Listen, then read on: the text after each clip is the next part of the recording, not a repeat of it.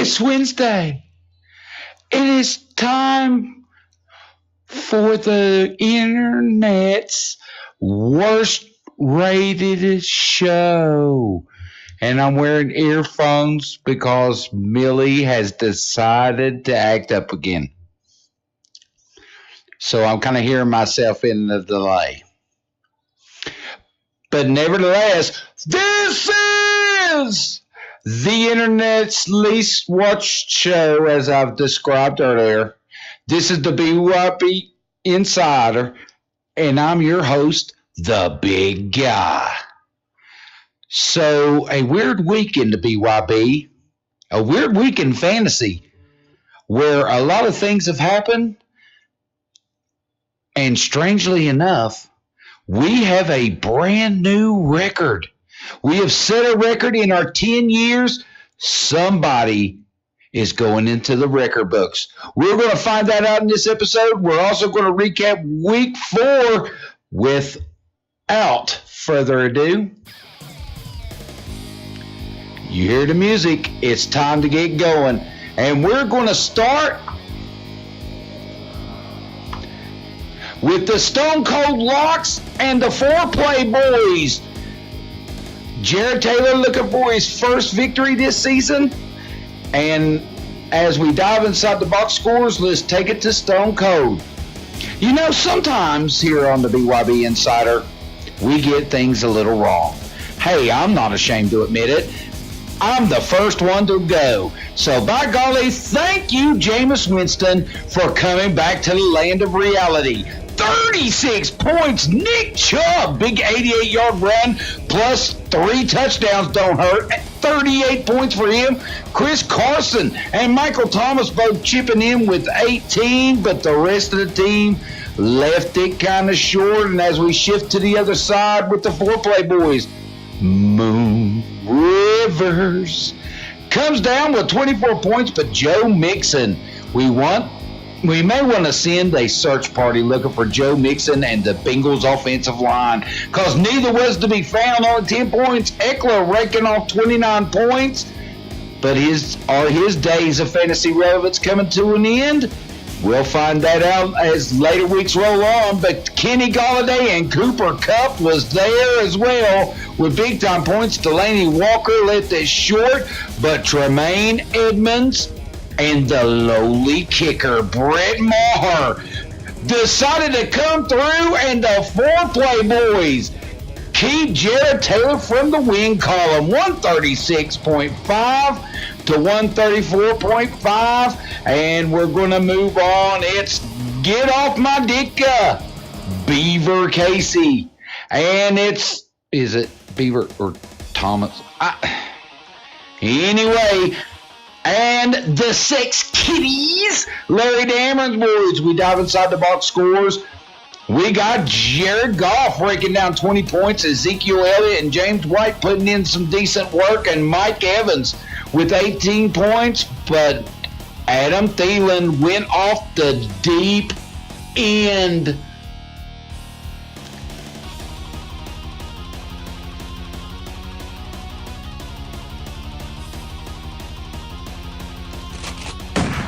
There you go.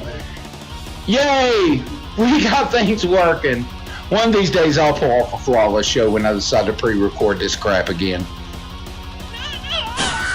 There we go. That's the one we was looking for. Yay! And the rest of the team left it kind of hanging except J.J. Watt.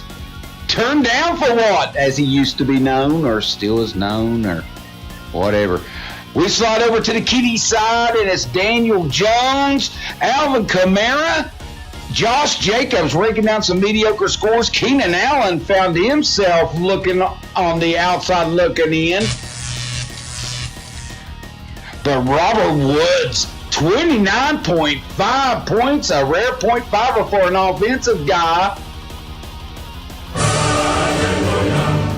Darren Waller with great score. Blake Martinez continues to rack down the points, but the kicker came up short, and it left Larry Dameron short as he loses a heartbreaker, 112.5 to 110.5, as we pick up these comments from Dameron. Ken Allen sucked, and I got beat by 2 points by a kicker. Indeed. We're moving on. The Cardiac Kids, Mr. Wooten and the Guild of Calamitous Intent. As we take it to the box scores, let's take it to the Guild side first. And, oh boy. The House of Pain. Welcome home, Mick Evans. Deshaun Watson with only 10 points. Kerryon Johnson with 14. But the rest of the guys just came in mediocre, and it just did not bode well. The doors open to the House of Pleasure. Would Adam walk through? House of Pleasure. Indeed. Carson Wentz, 25 points. Todd Gilliman with 25 points. Henry, not a great game for him, but 11 points nevertheless. And Julio was hanging down by the schoolyard with the little lacking. But Ertz, Zach my nut Ertz, 13 points. And Joe Schobert, who? 17 points. And Bradley Chubb bringing it down. And it leads to the Cardiac Kids winning it in a laugher, 136-85.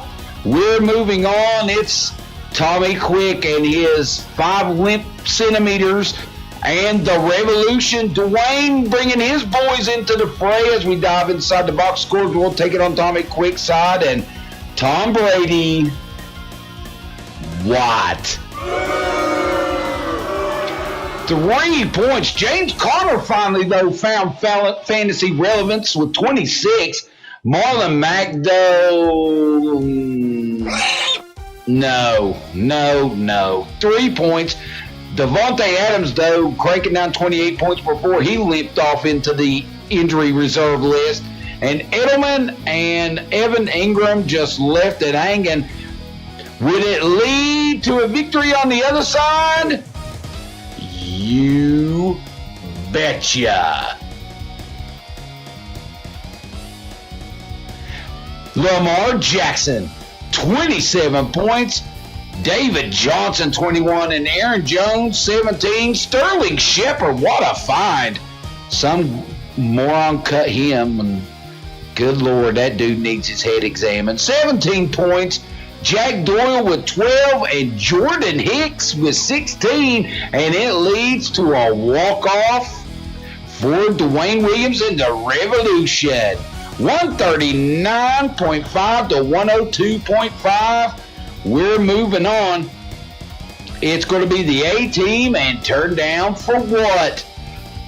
The Battle of the Atkinses.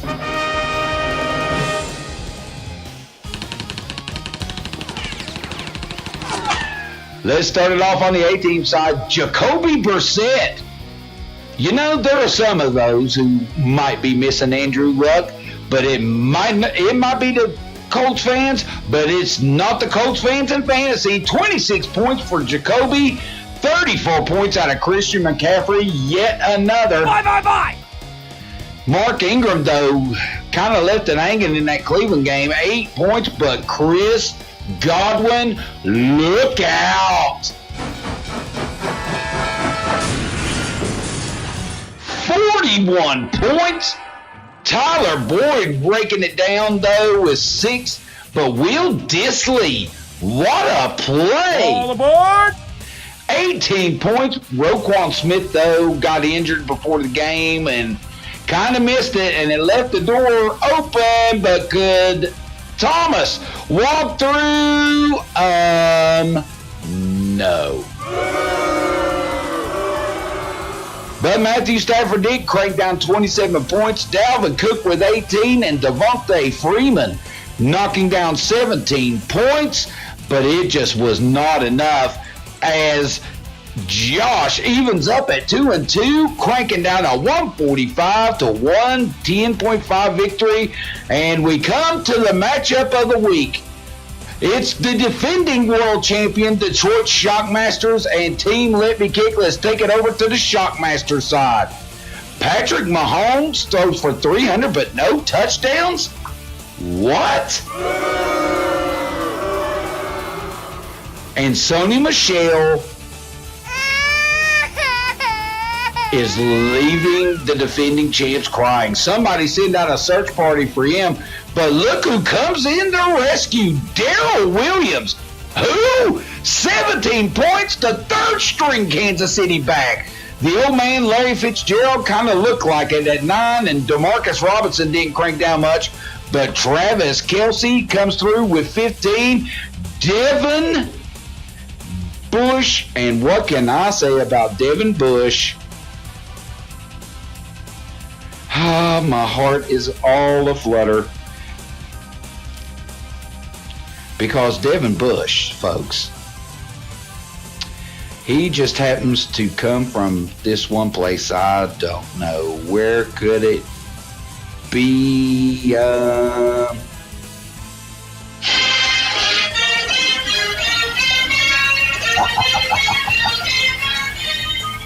15 points for Devin Bush. Khalil Mack Daddy in his way to 10-5, and Tracy Walker 12.5, and Harrison Butker kicker with 10. Would it be enough to get by Charlie Brown? And Charlie Brown, oh my God.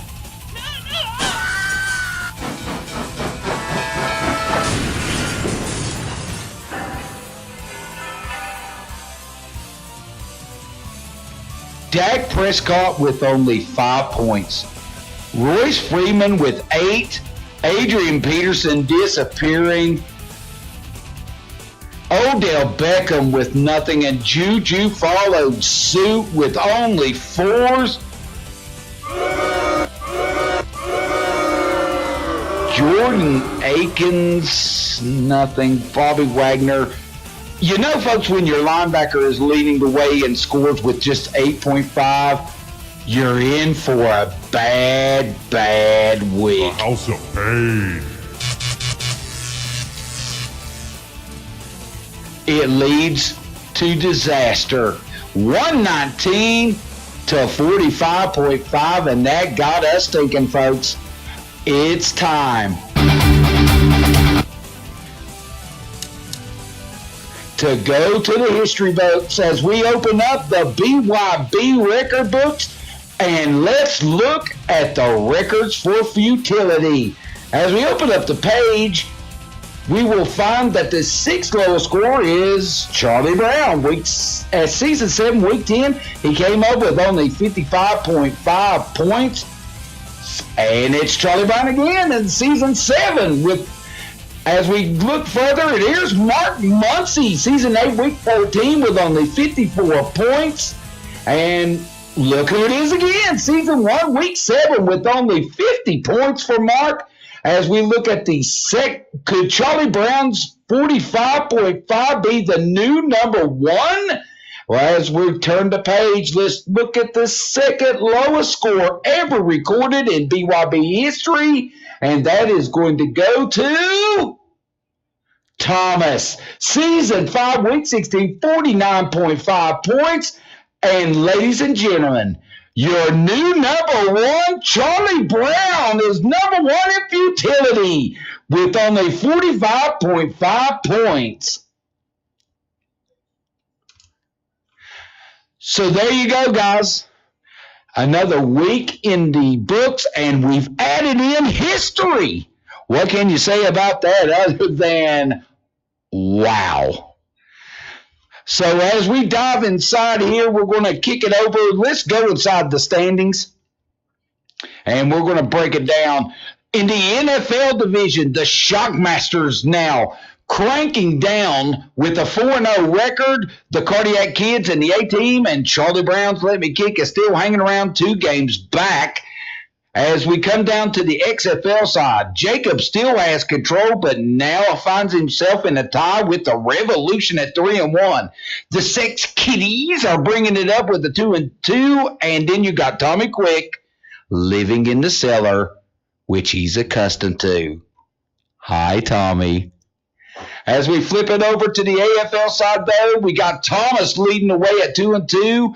Turned Down for What Boys are sitting there at 2-2. And is that Beaver leading or Tom? I digress. Mick Evans sitting in third with 1-3, and of course Jared Taylor remaining winless at 0-4. So there you have it, gang. Week 4 is in the books, and we've got history wrote down, and we're looking forward to see who's going to win and who's going to lose some heartbreaking ground as the BYB season continues to roll on. But for this episode, we're goners. So we'll catch you on the next episode.